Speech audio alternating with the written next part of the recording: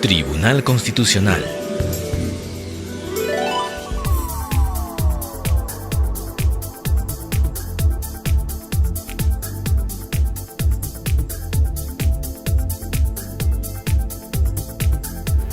Audiencia pública del Pleno Jurisdiccional del Tribunal Constitucional, Lima, 8 de mayo del 2013, presidida por el magistrado señor Óscar Urbiola Ani e integrada por los magistrados señores Juan Vergara Botelli, Carlos Mesía Ramírez, Fernando Calle Jayén, Gerardo Eto Cruz y Ernesto Álvarez Miranda. Secretario relator, doctor Óscar Díaz Muñoz. Muy buenos días, sírvanse tomar asiento. Iniciamos la audiencia. Saludamos la presencia de los funcionarios del Supremo Tribunal Federal de Brasil, quienes son participantes del programa del intercambio Joaquín Nabuco, señora Simone Genefra Toto y Yader Carvalho Quirós, a quienes les deseamos una feliz estadía y una fructífera labor en el intercambio con este Tribunal Constitucional. Señor relator, dé cuenta de las causas. Buenos días, señor presidente, señores magistrados. En la fecha se ha solicitado informar oralmente en las siguientes causas. Causa número 2, expediente 1176-2013, proceso de amparo, interpuesto por Reinaldo Raúl Ramos Ramírez contra Gonzalo García Núñez y otros, integrantes del Consejo Nacional de la Magistratura. Ha solicitado informar oralmente por la parte demandada el abogado Alberto Alán Berger Vigueras, de la Procuraduría del Consejo Nacional de la Magistratura.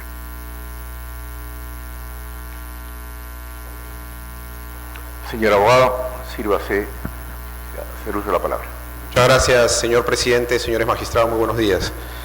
Este caso se trata de un proceso de no ratificación, una resolución 267-2011, por el cual no se ratifica al entonces magistrado y hoy demandante, el señor Reinaldo Ramos Ramírez, en su condición de juez de paz letrado de Lima.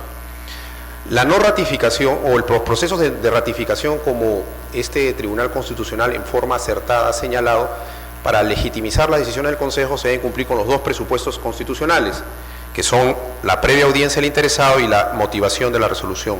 En cuanto al primer presupuesto constitucional, se observará del considerando segundo de que se cumple ello, pues la audiencia se realizó el 1 de abril de 2011. En cuanto a la motivación de la resolución del Consejo, podemos observar en el considerando tercero, considerando quinto y sexto, la razón por la cual no ha sido ratificado el entonces magistrado y hoy demandante. Y la razón está plenamente desarrollada en el considerando quinto y es porque en una intervención que realizó la UGMA se le encontró libando licor en su despacho judicial con dos personas, un policía y un abogado. Y en el curso de esa investigación se vio también de que no era la primera vez, sino que solía hacerlo los días jueves, viernes e inclusive los sábados en horas de la noche. Esas razones llevaron a la convicción del Pleno del Consejo Nacional de la Magistratura que un magistrado en el parámetro de conducta, que es uno de los parámetros que se desarrollan en los procesos de ratificación, no cumplía con los estándares. Por ello es que el Pleno del Consejo Nacional de la Magistratura adoptó la decisión de no ratificar al hoy demandante. Por esas razones, señores magistrados, habiéndose cumplido con los dos parámetros constitucionales establecidos por la jurisprudencia del tribunal, solicitamos a ustedes que se sirva desestimar y declarar improcedente la demanda en aplicación del artículo 5º, inciso 7 del Código Procesal Constitucional. Vista la causa, al voto. Causa número 4, expediente 1192-2013, proceso de amparo, interpuesto por San Fernando Sociedad Anónima contra Francisco Artemio Tábara Córdoba y otros, jueces de la Sala de Derecho Constitucional y Social Permanente de la Corte Suprema de Justicia de la República. Ha solicitado informar oralmente por la parte demandante el abogado Juan Francisco Rojas Leo y por la parte demandada el abogado Alfredo Mesa Hurtado de la Procuraduría del Poder Judicial. Señor abogado, puede hacer uso de la palabra.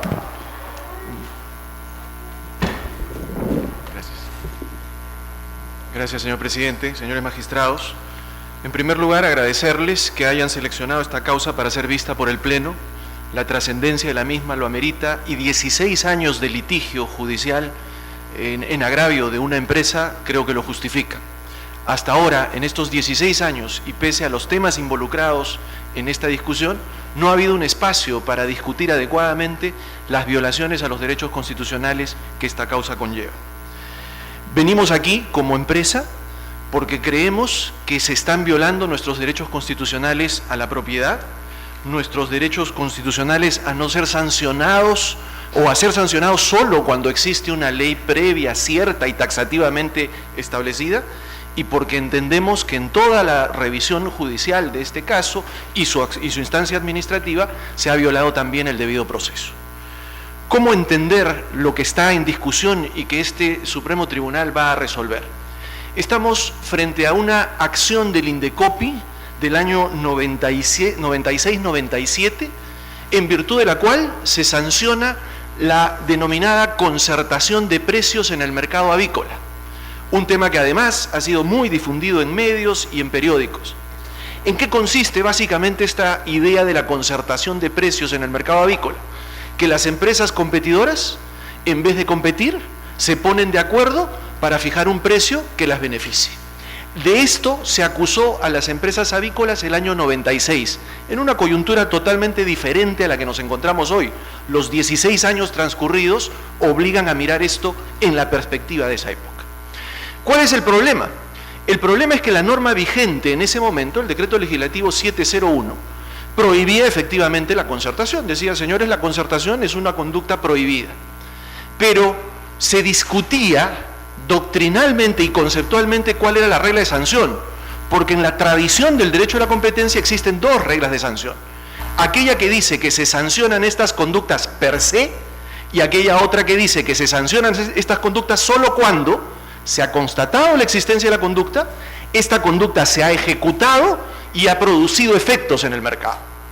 La sanción per se es una sanción drástica, primitiva, dura. La sanción por regla razón es una sanción que mira las circunstancias en las que se cometen los actos y mira si efectivamente el acto es un acto que genera un daño al mercado. La sanción per se fue adoptada por la jurisprudencia norteamericana en 1890. Los propios norteamericanos han ido variando esa jurisprudencia en el tiempo. La sanción por regla de razón es propia de los europeos, 1957, y la siguen manteniendo hasta hoy. Cuando el derecho de la competencia llega al Perú en el año 91-92, el modelo de referencia peruano es el modelo europeo. Y es sobre la base del modelo europeo que se construye la norma nacional. Y la norma nacional tiene un artículo 3, que es el artículo clave en esta causa, Decreto Legislativo 701, artículo 3, que dice, señor, en el Perú está prohibido concertar precios siempre que esa concertación genere un perjuicio para el mercado.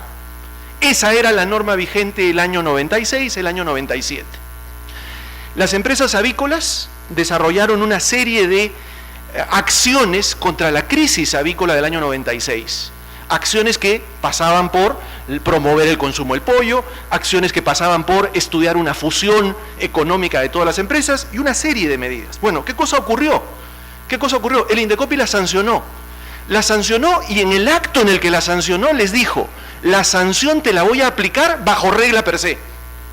Oiga, señor, ¿de dónde saca usted esta regla per se? Bueno, yo la he descubierto en esta interpretación.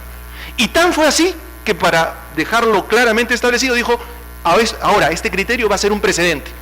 Es un precedente desde este momento, el momento en que te digo que la interpretación existe y te sanciono. Grave violación al principio de nadie puede ser sancionado si la ley no está claramente establecida de manera previa.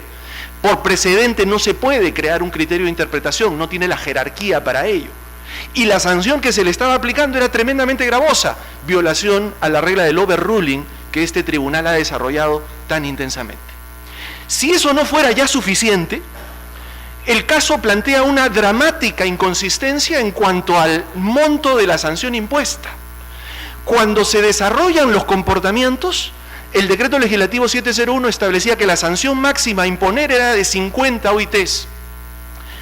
En el trámite del proceso, esa norma se cambia y de 50 OITs se pasa a 1000 OITs. ¿Qué sanción le aplica el Indecopi a las avícolas? La nueva, cuando en realidad las conductas se iniciaron a juzgar con la anterior. claramente un propósito de decir, a estos señores les tengo que dar con el garrote y sancionarlos de una manera terrible. Inclusive para pensar, las multas son recurso del Indecopi. ¿Dónde está el hecho de la imparcialidad respecto a la multa cuando el órgano sancionador desarrolla un argumento para hacer una sanción más drástica, violando incluso el principio de irretroactividad de la ley? Todo este tema fue llevado al proceso judicial en la vía del contencioso administrativo. Hay detalles aquí muy interesantes que son los que van a centrar el tema del amparo. Yo les pido a los magistrados me tengan un minuto de consideración. ¿Qué cosa ocurrió? Esta situación fue llevada al contencioso administrativo. En esa época, la ley del contencioso administrativo señalaba que las acciones del contencioso administrativo de estos casos eran conocidos en primera instancia por la Sala Suprema. Por lo tanto, la propia Sala Suprema tenía que ser segunda instancia y la propia Sala Suprema tendría que hacer instancia de casación en caso de que se presentara la circunstancia. Efectivamente, las dos primeras circunstancias se dieron. La Sala Civil de la Corte Suprema conoció en primera instancia y la Sala Constitucional y Social en segunda instancia. Cuando se quiso plantear la casación, el recurso de casación, la Sala Constitucional denegó el recurso. Dijo, no, aquí no cabe este recurso. Y no dio mayor argumento de ello. Cuando se planteó la queja, no tramitó la queja y por eso estamos aquí pidiendo el amparo. ¿Qué pasó en el sentido de los fallos? Esto es bien interesante notarlo. La primera instancia de la Corte Suprema, la Sala Civil, redujo a la mitad las multas. Dijo, señores, estas multas las vamos a reducir a la mitad. No dio mayor argumento para ello. No hizo un desarrollo de si aquí había violación, aplicación de la ley más drástica. No señaló absolutamente nada, pero redujo las multas a la mitad. Cuando el tema fue apelado ante la Sala Constitucional y Social de la Corte Suprema, se dio una cosa muy curiosa. 3 votos de magistrados por la nulidad del fallo, 2 votos por la revocatoria y 4 votos por la confirmación. Un tema tremendamente discutido, tremendamente peleado. Los 5 magistrados, porque esto es curioso, hay 5 magistrados de la Corte Suprema que ven un vicio en este proceso, solo que unos dicen esto es para que regrese a una instancia y otros dicen esto es para que se anule. Los 5 magistrados, ¿qué cosa dicen? La aplicación de la regla per se no tiene sustento, no tiene fundamento, no ha sido desarrollada, no corresponde. La aplicación de la multa es una arbitrariedad. En cambio, los 4 magistrados que confirman el fallo dicen, bueno, ya le bajaron la multa, con eso quédese tranquilo.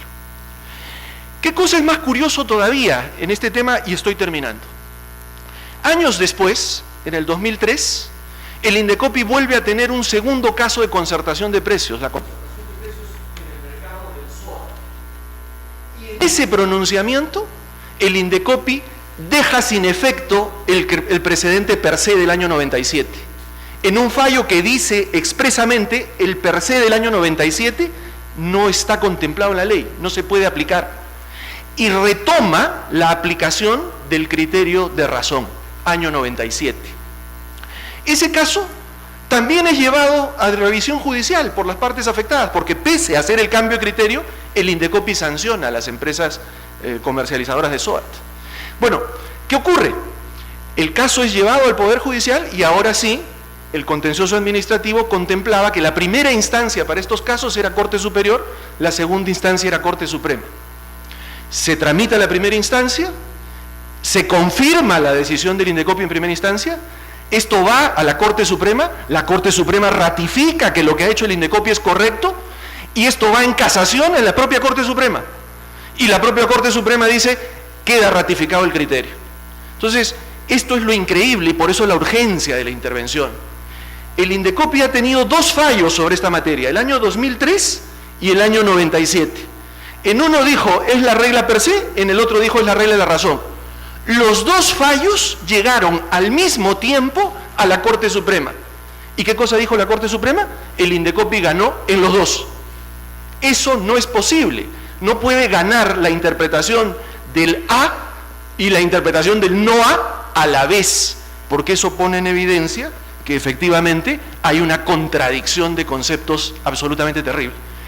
¿Cuál es el criterio que ha quedado ratificado y no ha sido cuestionado? El criterio que ha quedado ratificado y no ha sido cuestionado es el criterio de la razón, que ha tramitado sus 3 instancias a nivel judicial y se ha quedado un pronunciamiento firme.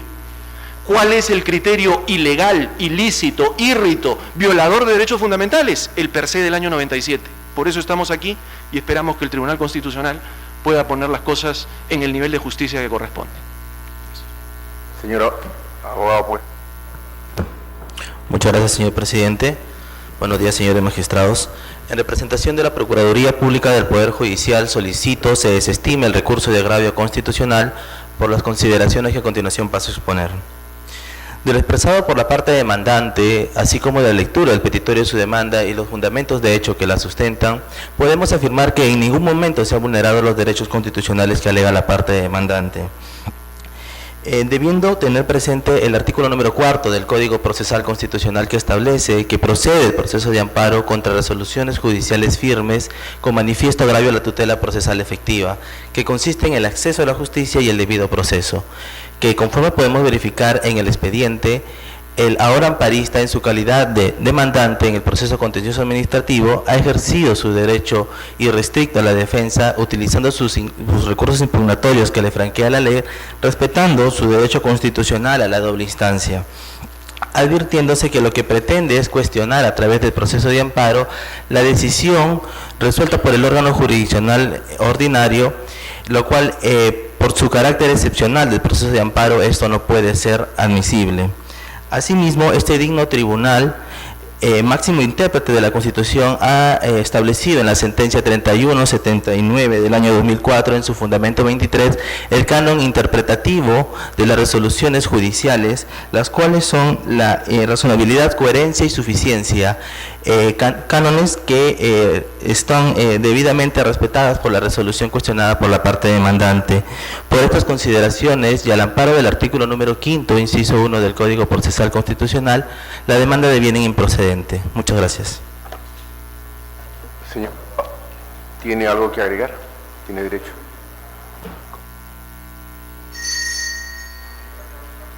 Al voto.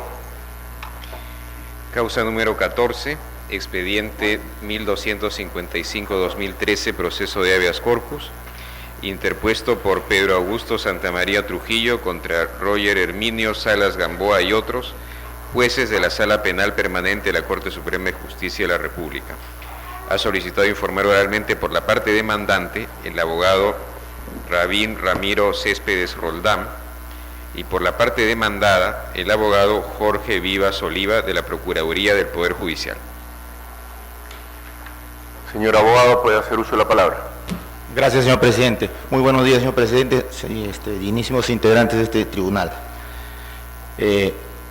Señor, como lo ha hecho notar el señor relator, es materia del grado el proceso de habeas corpus interpuesto a favor de mi patrocinado, el señor Pedro Augusto Santamaría Trujillo, contra la ejecutoria suprema dictada por la Sala Penal Permanente de la Corte Suprema de Justicia de la República en el expediente número 774 del 2007, con fecha 27 de julio del 2007, por la que, declarando no haber nulidad, confirma la sentencia expedida por la Sala Penal Permanente de Ucayali, que condena a mi patrocinado a 15 años de pena privativa de la libertad por el delito de tráfico ilícito de drogas. Sucede, señor presidente, señores vocales, a manera de recapitulación, que este proceso fue inicialmente rechazado por el juez de la investigación preparatoria en la ciudad de Huánuco, y cuando se interpuso apelación del rechazo liminar, la Sala Civil emitió una resolución que es muy importante, que es trascendente para resolver la litis, y que pido muy respetuosamente a este ilustre tribunal se me permita dar lectura brevemente.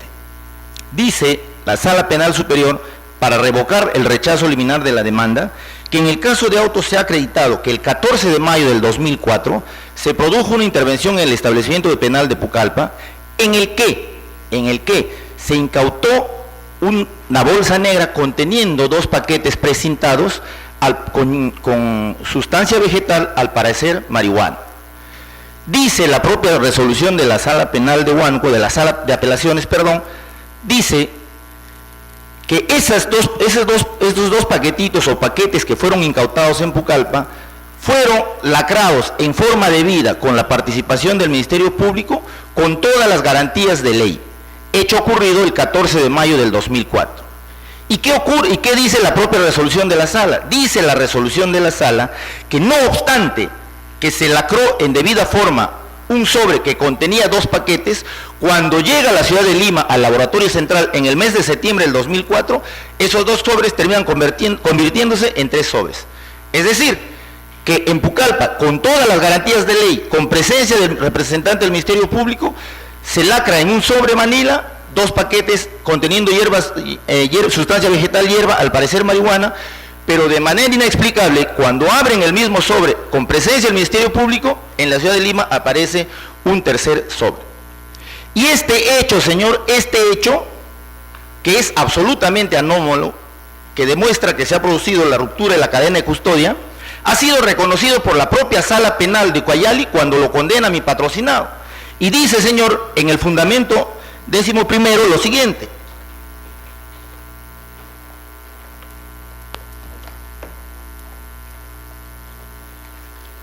dice, señor, con relación a la pasta básica de cocaína, el tercer paquetito, que fue remitido al Laboratorio Central de Criminalística sin consignar su propietario, droga que no fue incautada al procesado, debe remitirse las copias pertinentes al Ministerio Público para que proceda conforme a sus atribuciones. Y pregunto entonces, señor presidente, señores vocales, si ese tercer paquete no se le incautó a mi patrocinado, ¿qué tenía que hacer entonces dentro del sobre Manila que se lacró en Pucallpa con todas las garantías del caso para su remisión pertinente?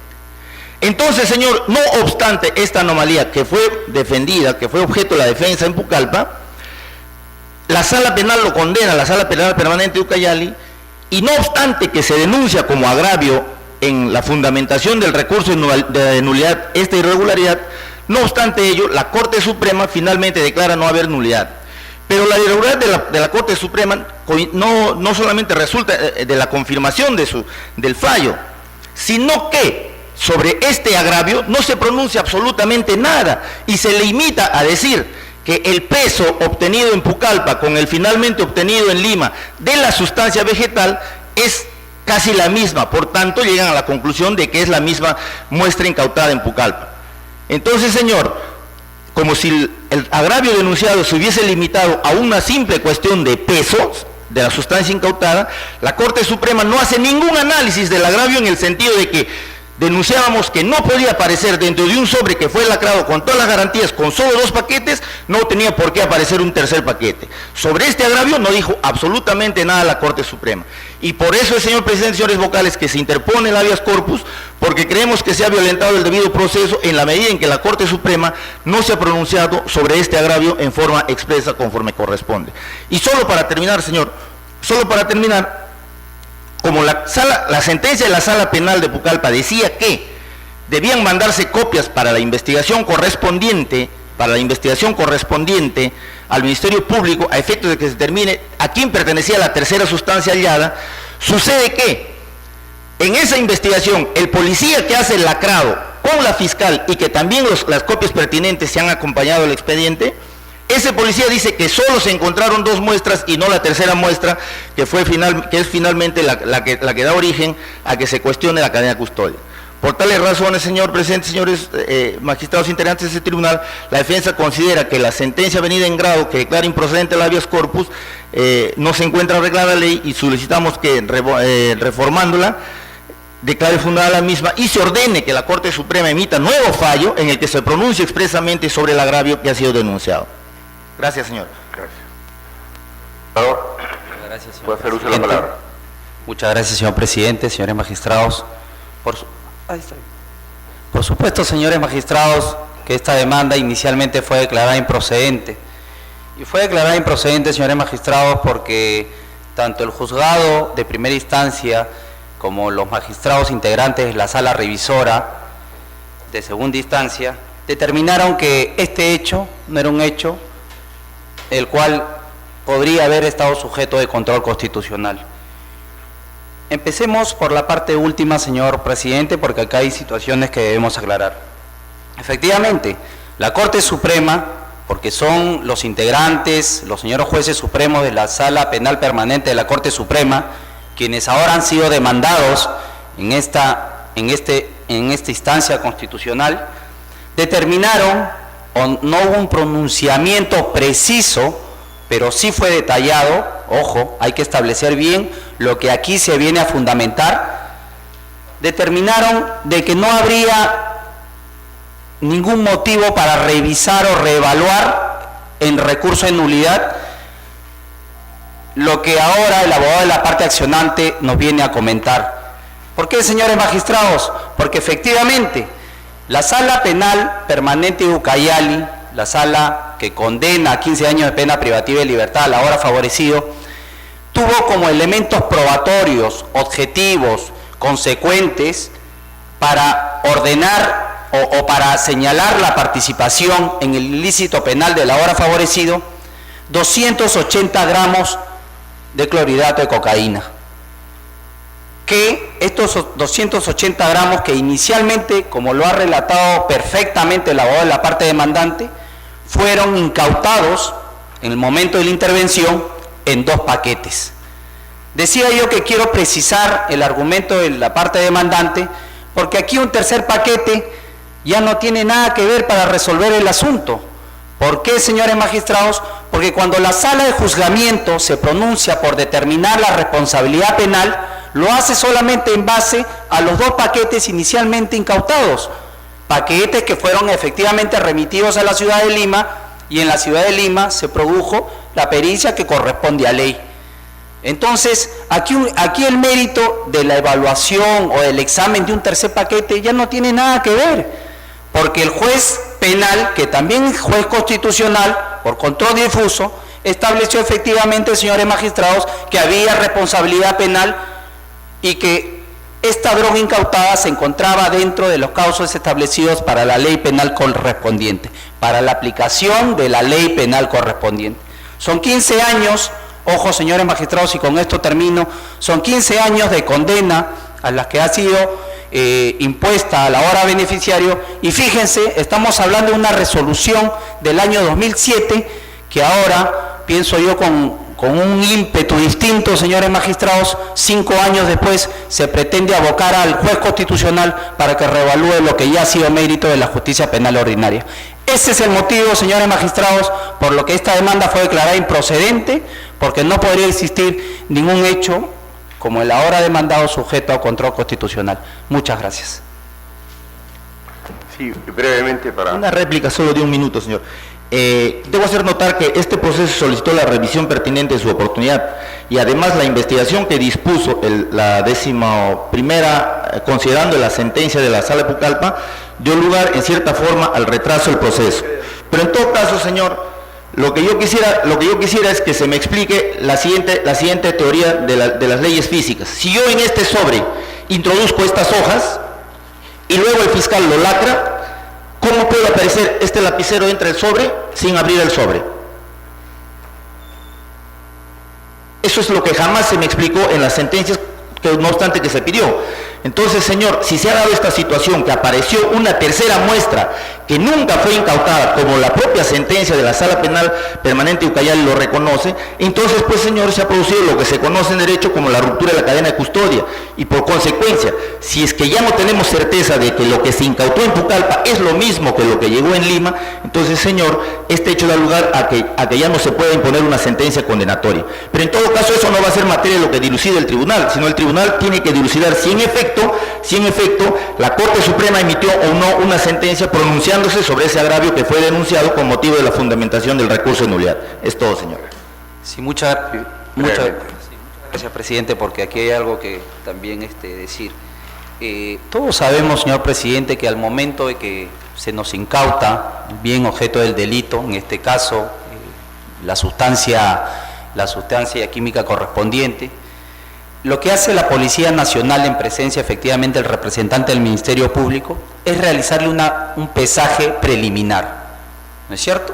Entonces, lo lógico, señores magistrados constitucionales, es que a posteriori, cuando se realiza ya el pesaje correspondiente en las oficinas de la Policía Nacional del Perú en la ciudad de Lima, se determine con precisión el pesaje de la droga incautada. Eso es lo que sucedió.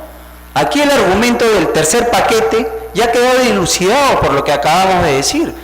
Y también se hizo la referencia a ese tercer paquete, como bien lo ha señalado el abogado de la parte demandante, y lo reitero nuevamente porque parece que no se ha entendido, ha sido explicado por resolución de sentencia de la Sala Penal de Ucayali en su considerando 11º. Y aquí el abogado de la parte demandante establece: yo quiero que ustedes hagan control constitucional sobre el acto del juez supremo penal, porque el juez supremo penal no se pronunció en base al tercer paquete.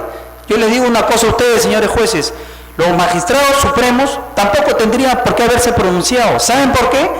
Porque, como lo ha señalado el abogado de la parte demandante, la propia sala de juzgamiento ordenó la remisión copias al representante del Ministerio Público para que él, en ejercicio de sus funciones, determine la investigación correspondiente.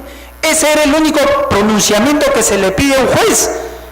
El juez supremo no tuvo por qué haber reconocido en recurso de nulidad con precisión el mérito de un tercer paquete, si el juez de primera instancia, el juez de juzgamiento, ya lo había resuelto. Por esas consideraciones, señores magistrados, reitero mi pedido, en atención además a que, como insisto, la sentencia condenatoria de 15 años ha sido expedida en base a la droga legalmente incautada. Muchas gracias. Vista la causa, al voto. Causa número 15, expediente 1274-2013, proceso de amparo, interpuesto por Adela Harumi Odiaga Shimotakehara contra la Fiscalía de la Nación. Ha solicitado informar oralmente por la parte demandada la abogada Lucía de Jesús Guamán Tiza, de la Procuraduría del Ministerio Público. Señorita abogada, puede hacer uso de la palabra. Muchas gracias, señores magistrados. En este caso, la demandante Adela Harumi Odiaga Shimotakehara invoca de que se ha vulnerado su derecho al trabajo y el derecho a la salud, toda vez que mediante resolución número 1717-2010 se dio por concluida su designación provisional en el cargo de fiscal adjunta provisional en el distrito judicial de Lambayeque. Ella invoca de que se cesó en el cargo cuando estaba gozando de licencia con goce por motivo de una enfermedad, y asimismo de que, de acuerdo con la ley 15668, ella debió gozar de 2 años de licencia por dicha enfermedad, que era cáncer de mama. Al respecto, primero quiero precisar que, como ha señalado ese tribunal, en este caso el proceso de amparo tiene como característica la restitución de un derecho que ya existe y no más bien la declaración de un derecho que no existe. En este caso se ha señalado en senda jurisprudencia que el carácter provisional que tienen los fiscales, bueno, el carácter transitorio que tienen los fiscales adjuntos provisionales, como en la sentencia 2366-2007, donde señalan que el nombramiento de un provisional tiene carácter temporal. Por tal motivo, en otra jurisprudencia, como el caso Cienfuegos, en el expediente 2167-2011, se establece que no puede pretenderse en la vía constitucional restituir un derecho que no existe, en este caso la estabilidad, por cuanto el cargo provisional solamente se ejerce de manera interina y tiene carácter transitorio. Asimismo, cabe precisar que no es cierto, como señala la demandante, de que ella fue cesada cuando se encontraba gozando de licencia de salud, por cuanto la resolución que la cesa es de fecha 15 de octubre del 2010, siendo que la licencia se le concedió hasta el 14 de octubre del 2010. Asimismo, tampoco le resulta aplicable la ley 15668, por cuanto esta ley se aplica solamente cuando la persona padece de un cáncer maligno no recuperable, siendo que en este caso la demandante actualmente se encuentra gozando de buena salud. Prueba de ello es de que ella se ha presentado a la convocatoria 03-2011 del Consejo Nacional de la Magistratura, y por tal motivo inclusive ha aprobado las 3 etapas del examen, y conforme el texto único ordenado del reglamento de acceso a la magistratura, tanto el artículo 4 del título preliminar como el artículo 7 establecen que tiene que acreditar que goce de buena salud. De esta manera también no se vulneró su derecho a la salud, y asimismo ha gozado de manera continua de las prestaciones de salud, por cuanto ha hecho también uso de su derecho de latencia. Siendo así, la señorita Adela Harumi Odiaga Shimotakehara fue cesada por el señor fiscal de la Nación en uso de sus atribuciones, sin vulnerar su derecho al trabajo ni su derecho a la salud. Por tal motivo, pedimos a vuestro ilustre tribunal que se declare improcedente la demanda de amparo. Vista la causa, al voto.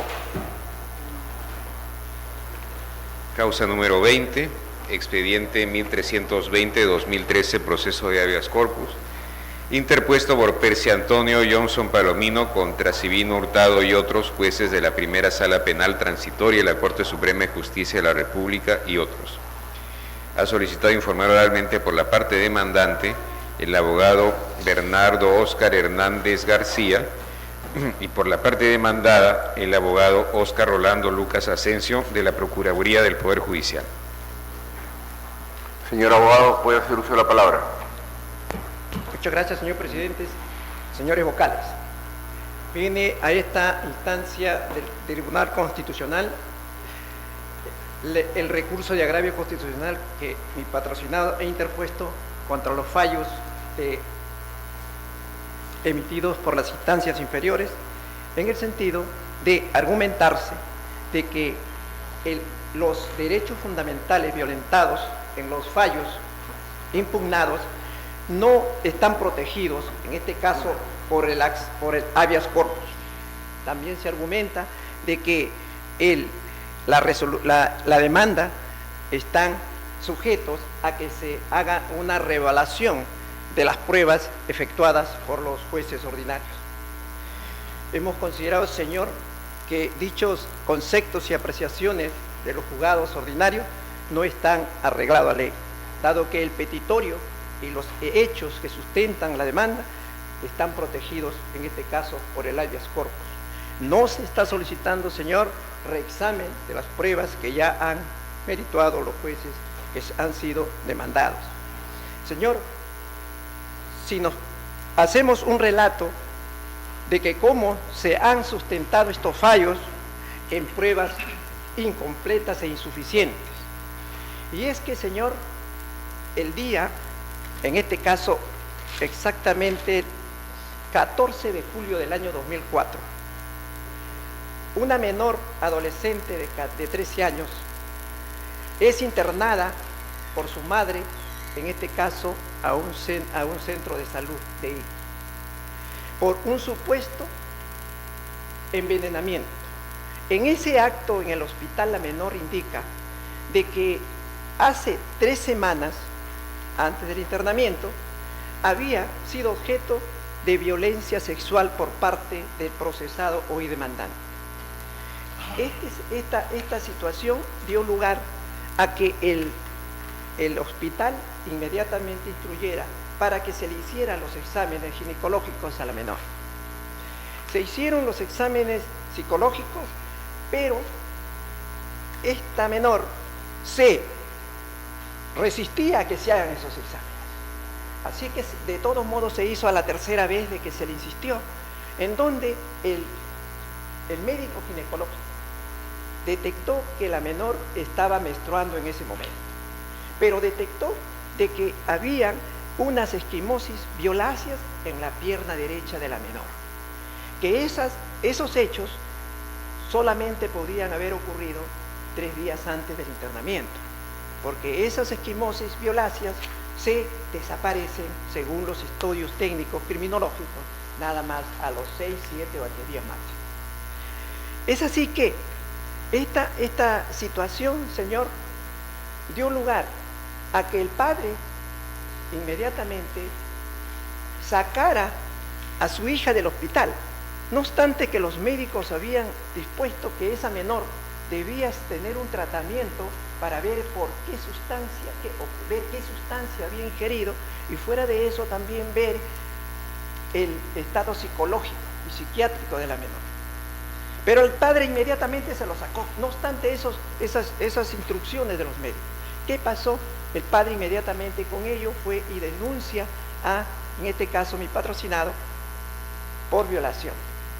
El asunto es que antes de que él ponga su denuncia, ya había sido denunciado esta persona, el padre de la adolescente, por la esposa de mi patrocinado por violación. Entonces, esto había sido como una especie de venganza por parte del padre a efectos de evitar la denuncia contra él. Pero ¿qué pasa, señor?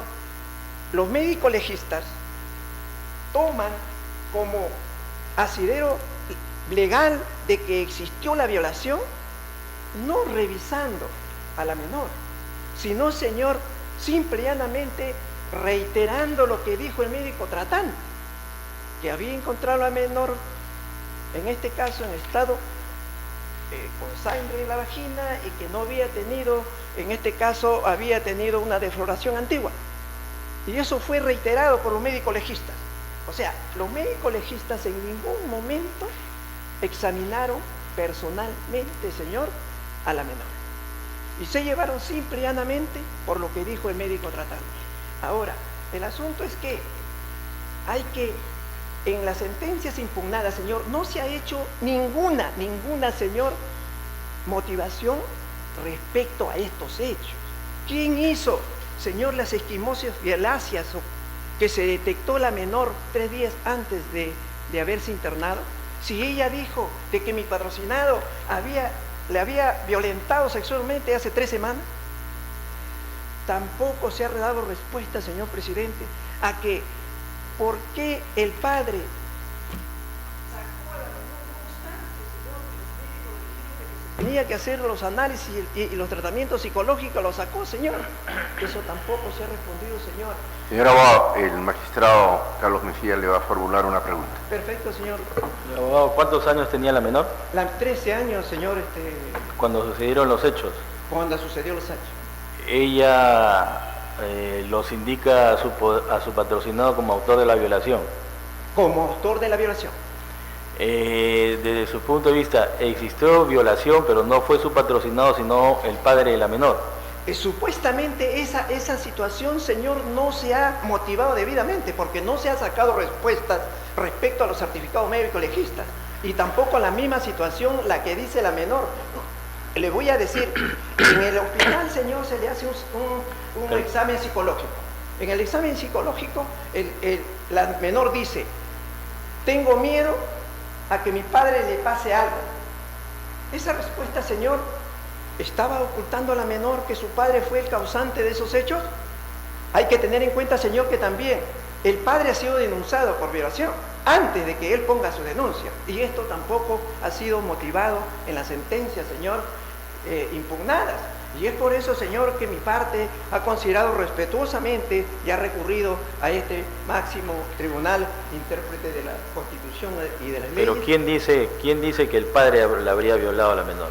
Bueno, no estamos afirmando que así haya ocurrido, pero sí hay indicios, señor, que se debió investigar y que no se hizo. ¿Qué indicios? Señor, por ejemplo, nosotros hemos presentado un peritaje científico criminalístico al amparar esta demanda de habeas corpus. ¿Qué indicios? ¿Cómo dice? ¿Qué indicios? ¿Qué indicios? Los indicios, señor, es que ha tenido el padre ya, en este caso, denuncias por violación en un paraje por Ayacucho. ¿Contra quién? Contra, en este caso, la esposa de él, en este caso, mi patrocinado y procesado y hoy demandante. Ese no es indicio, eso puede ser una sospecha, pero no un indicio. Le digo que son indicios porque hay elementos que hemos acompañado al proceso, denuncias que se ha acompañado ante el juez de paz. El otro indicio. Otro indicio, señor, es que este padre, en este caso, ¿por qué retiró a la menor del hospital sabiendo de que, en este caso, si fue violentada, lo más lógico sería dejarla para que haga el tratamiento correspondiente y no sacarla? No obstante que los médicos le dijeron de en un momento todavía necesita hacer sus análisis y necesita tener una Pero ya habían pasado 3 semanas. ¿Por qué la menor fue al hospital si ya habían pasado 3 semanas de la violación? 3 semanas. Efectivamente, ahí fue cuando indica, señor vocal. ¿Por qué la menor fue al hospital después de 3 semanas de la violación?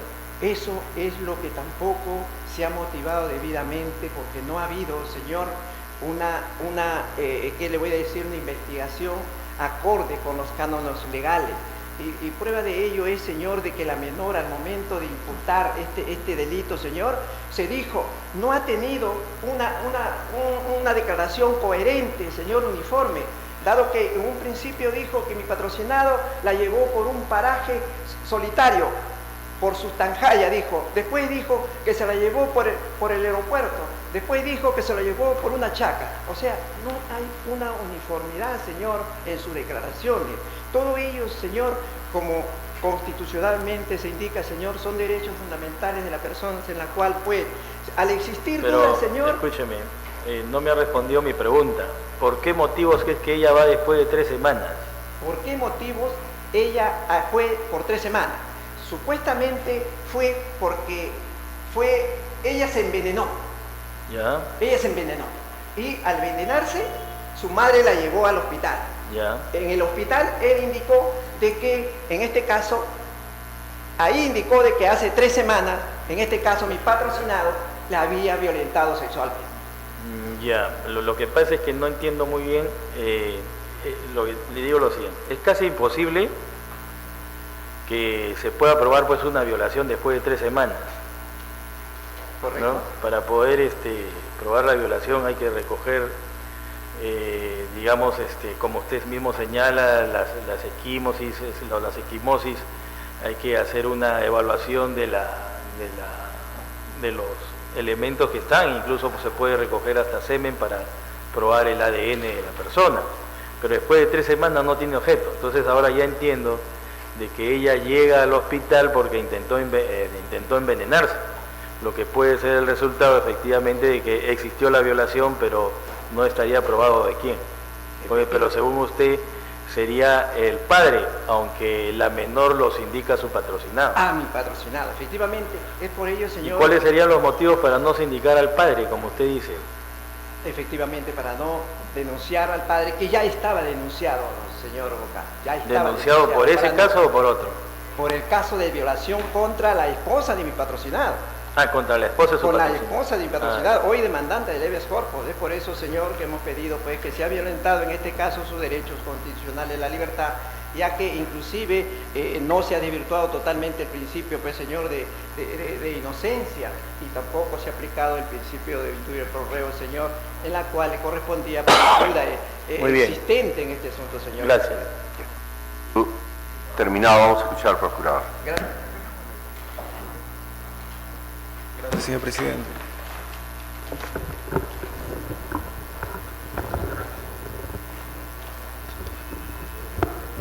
Señor.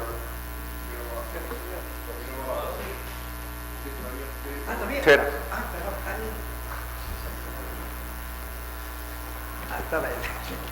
Tiene derecho a réplica. Gracias, señor presidente, señores magistrados. Señor presidente, tenemos que remitirnos a las fundamentaciones establecidas en los considerandos de la sentencia condenatoria que lo condenó al ahora favorecido a 20 años de pena privativa de libertad por el derecho a la libertad, violación sexual. Estos considerandos concuerdan con la ejecutoria suprema emitida por la Sala Penal Permanente, que resolvió declarar no haber nulidad respecto a esta sentencia condenatoria. La sindicación efectuada por la menor de 13 años de edad ha sido coherente tanto a nivel preliminar de investigación durante todo el desarrollo del juicio oral, en la cual los indica categóricamente al ahora favorecido como el autor de los hechos de violación en agravio de su persona. Sumado a ello, no es tan cierto como señala la defensa del favorecido de que no fue sometida a un examen de médico legal. Sí fue sometido a los exámenes de médico legal conforme obran en autos en el proceso primigenio de los certificados médico legales. También fue sometido a un examen psicológico. Como consecuencia de todos esos actos causados a esta menor, trajo consigo que esta menor, pues, ante una situación que violentó no solamente el aspecto físico, sino también el aspecto emocional, es que trajo consigo que tomara pues sustancias para envenenarse. Ese es el motivo por el cual llegó al nosocomio en el cual se determinó pues que había sido violada. Nosotros consideramos, señor presidente, que estas argumentaciones de la defensa del favorecido es más bien están orientadas a que el juez constitucional pretenda efectuar un reexamen de los hechos, supuestamente con una falta o indebida valoración de las pruebas, que nosotros consideramos que fueron debidamente valoradas tanto por la Sala Superior Penal que lo condenó y también merituados por la Sala Penal Permanente de la Corte Suprema. En consecuencia, el juez no puede abocarse respecto a temas de valoración de las pruebas conforme ya la reiterada jurisprudencia ha establecido categóricamente que eso le corresponde al ámbito penal. En consecuencia, solicitamos que sirva de desestimar el presente recurso agravio y se declare improcedente la presente demanda. Gracias, señor presidente. Brevemente, señor abogado. Señor presidente. Señor presidente, la parte del Estado indica de que los fallos han sido emitidos con arreglo a ley y por lo tanto mi patrocinado fue sentenciado a los 20 años con pruebas idóneas, concluentes en este caso. No es así, señor. Mi patrocinado durante el proceso, señor, acreditó, y en este proceso acreditado, señor, que era un padre de familia dedicado a sus hijos y a su esposa, que era un padre de familia que trabajaba en su camión cargando ganado. Prueba de ello es que en el día de la imputación, señor, este señor no estaba en el lugar, sino estaba a 80 kilómetros fuera de ahí, cargando ganado en su camión. Otra cosa, señor presidente, la persona, señor, recluida en 20 años de pena en el centro penitenciario, actualmente, señor, está cumpliendo 6 años, de donde le hace, señor, trabajando para sus hijos ahí.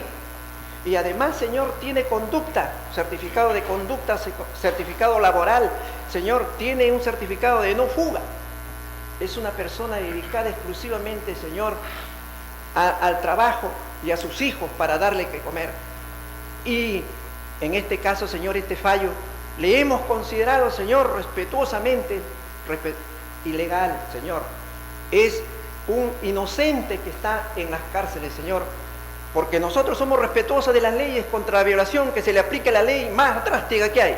Pero también, señor, alegamos, señor, de que cuando una persona está inocentemente incluida en un centro penitenciario por un delito que no se ha cometido, también, señor, exigimos también para que en este caso el Tribunal Constitucional, aplicando, señor, ese elevado criterio de las normas y de la ley, señor, pues declare nulo el juicio oral, nula la sentencia, señor, y pronunciándose por el fondo, señor presidente, señores vocales, ordenar que se haga un nuevo juicio oral a efecto de poder determinar exactamente si ha ocurrido esto o no. Gracias, el magistrado Carlos Mesías va a formular otra pregunta. Sí, señor.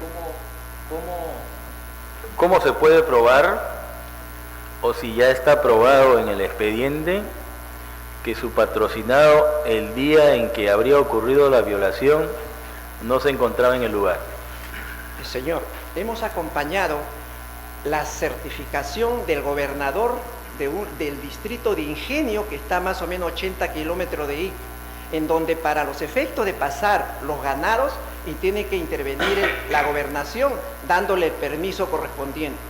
El gobernador dio ese permiso, el gobernador fue citado al juicio oral, pero, señor, no le tuvieron en consideración en este caso lo que ella indicó, porque por mala suerte de mi patrocinado, el gobernador que en ese momento estuvo, señor, había renunciado y había otra, en este caso otra gobernadora, en la cual lo único que hizo la gobernadora es ir a los archivos de la gobernación, sacar los documentos y ver de que estaban escritas, pero no firmadas por el gobernador.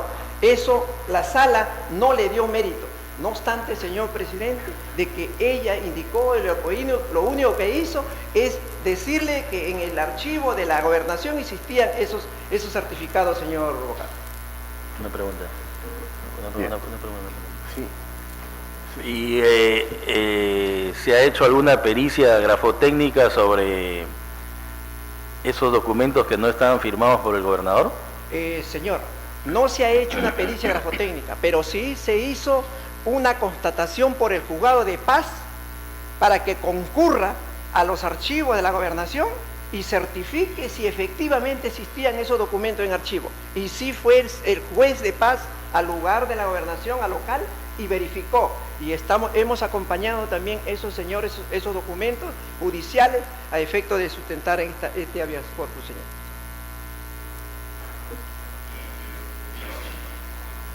Solamente para precisar este aspecto. Hemos escuchado a la defensa favorecido. Estos argumentos de descargo no han sido debidamente acreditados, señor presidente. Lo hemos escuchado que se pretende acreditar con un documento que el gobernador ni siquiera había firmado en su oportunidad. Por otro lado, estos argumentos de señalar que presuntamente habría sido el autor de la violación un padre de la menor, nosotros consideramos, señor presidente, que estos argumentos de defensa son estrictamente subjetivos con el único fin de atenuar la responsabilidad debidamente acreditada del favorecido. Gracias, señor presidente. Defensa terminado, su defensa terminado. Vista la causa, al voto. Causa número 25, expediente 1369-2013, proceso de habeas corpus, interpuesto por José Guillermo Giovanni Ucay Morante contra Javier Villestein y otros jueces de la Sala Penal Permanente de la Corte Suprema de Justicia de la República. Ha solicitado informar oralmente por la parte demandante el abogado Tito Esteves Torres y por la parte demandada el abogado Óscar Rolando Lucas Asensio de la Procuraduría del Poder Judicial. Señor abogado, puede hacer uso de la palabra. Muchas gracias, señor presidente. Señores magistrados de este honorable tribunal, este informe oral lo he titulado El derecho de recurrir las resoluciones judiciales. Y es justamente la razón por la cual la defensa técnica, señores magistrados, del hoy sentenciado José Guillermo Giovanni Ucañay Morante ha recurrido mediante el proceso de habeas corpus porque justamente se le ha vulnerado el derecho a la tutela procesal efectiva y el derecho de recurrir las resoluciones judiciales, ambos derechos conexos a la libertad individual. Señores magistrados, como antecedente debo señalar que mi patrocinado en la ciudad de Lambayeque fue procesado por los delitos de pornografía infantil y violación de una menor de edad, que por supuesto no voy a entrar en detalle. A lo que voy es a lo siguiente. Mi patrocinado, señores magistrados, fue sentenciado el día 5 de noviembre del año 2010, aplicando el nuevo Código Procesal Penal en Lambayeque. Se le dictó sentencia condenatoria el 5 de noviembre del 2010, imponiéndole una pena de 30 años de pena privativa de la libertad. En ese acto de lectura de sentencia, la defensa técnica, señores magistrados, interpuso el correspondiente recurso impugnativo de apelación. Recurso que fue admitido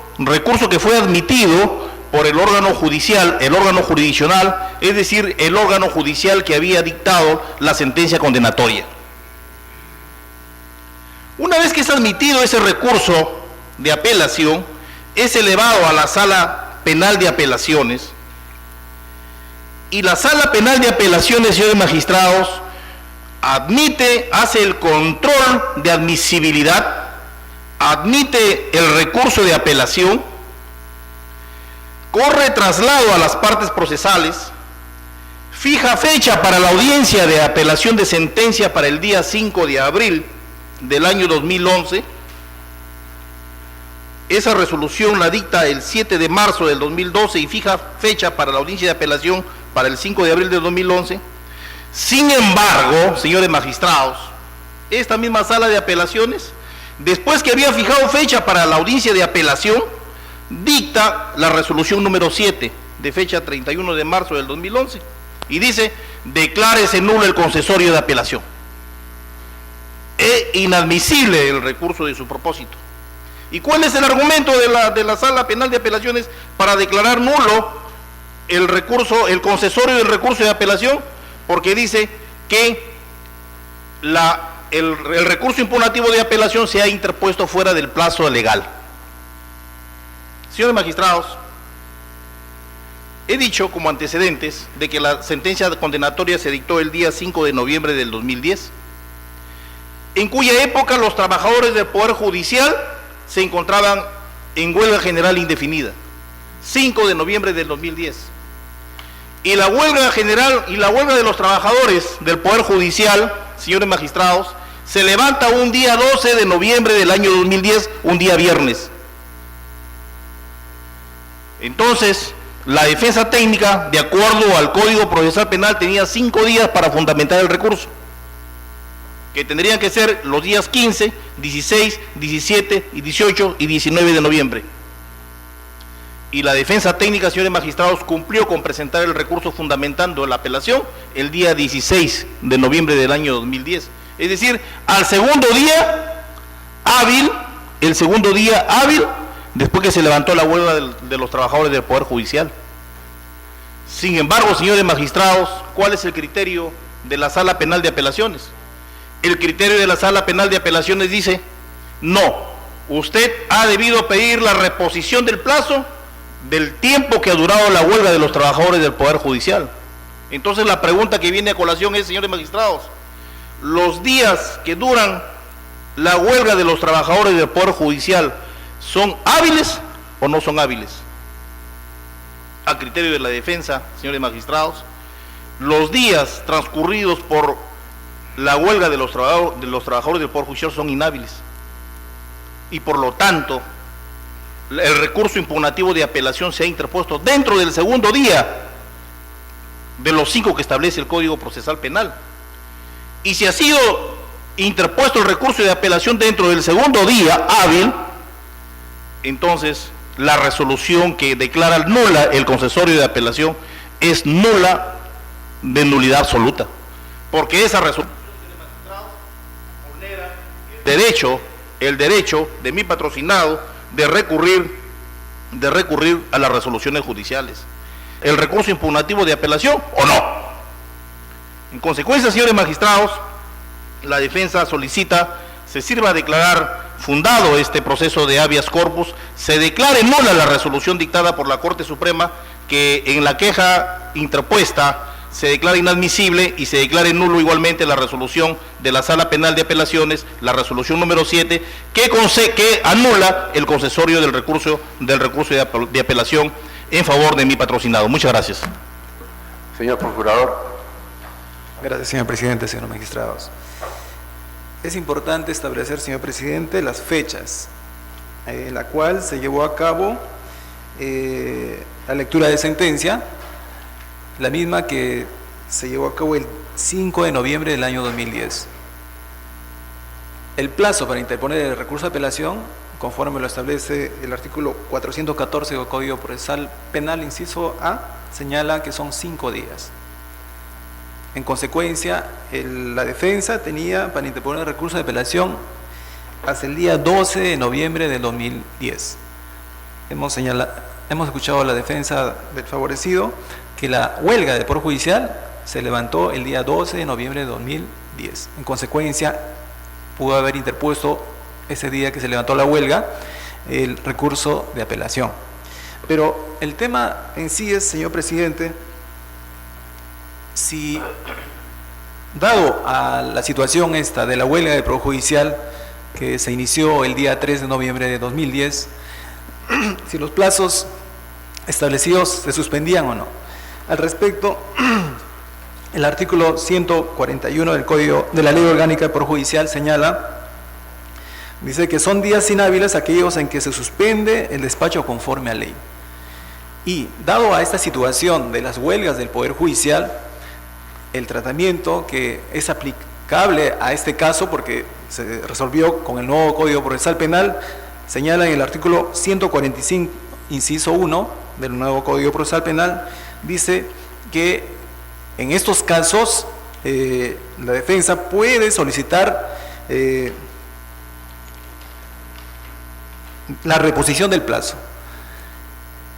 me permite dar lectura así textualmente, dice: cuando factores de fuerza mayor o caso fortuito o por defecto de la notificación que no se le sea imputable, se haya visto impedido de observar el plazo y desarrollar las actividades previstas en su favor, podrá obtener la reposición íntegra del plazo con el fin de realizar el acto omitido o ejercer la facultad concedida por ley. En consecuencia, la defensa tenía, de acuerdo a este artículo 145, ¿no?, inciso A del nuevo Código Procesal Penal, pudo haber solicitado en el plazo de 24 horas la reposición del plazo para efectos de interponer su recurso de apelación. Ante esta omisión, señor presidente, la Sala advirtió esta situación y por ende declaró nulo el concesorio, inadmisible la apelación. Esta resolución ha sido recurrida mediante un recurso de queja. La Sala Penal Suprema ha declarado inadmisible el recurso de queja. En consecuencia, nosotros consideramos, al no haber optado por este requisito establecido en el artículo 145, inciso A del Código Procesal Penal, que tuvo su oportunidad, nosotros no vemos cuál es el contenido constitucional de su demanda y por ende el juez constitucional de primera instancia declaró improcedente la demanda y la Sala Superior confirmó la avenida en grado. Por ende solicitamos que se desestime el presente recurso de agravio y se declare improcedente la presente demanda. Gracias. Señor abogado, ¿quiere hacer uso del...? Solamente una precisión. La resolución número 3 que dicta el juez que nos admite el recurso de apelación, la resolución número 3 de fecha 6 de diciembre, se dicta a mérito de una razón dictada por la Secretaría. ¿Qué dice la razón?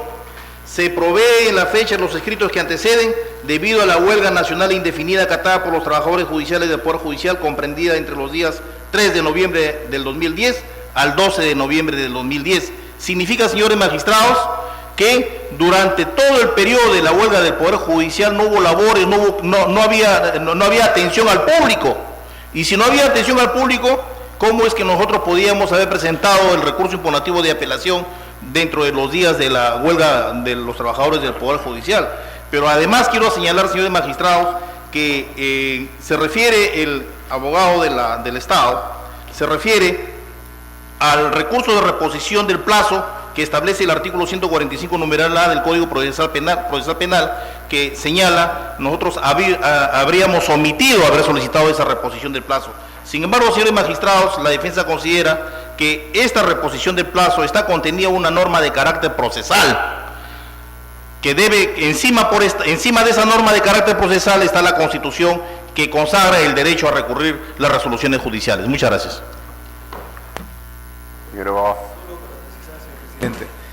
Estos recursos que establece el artículo 145 es de obligación de todos los que son sujetos a un proceso penal. En consecuencia, no se puede aducir que la Constitución, de alguna manera, si no se hubiera cumplido, porque son obligatorias, señor presidente, estas normas procesales. En consecuencia, nosotros como sujetos a un proceso penal nos sujetamos a estas normas procesales. Gracias. Vista la causa al voto.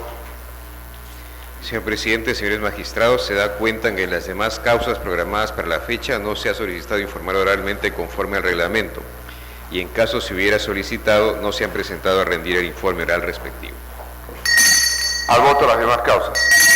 Se levanta la audiencia.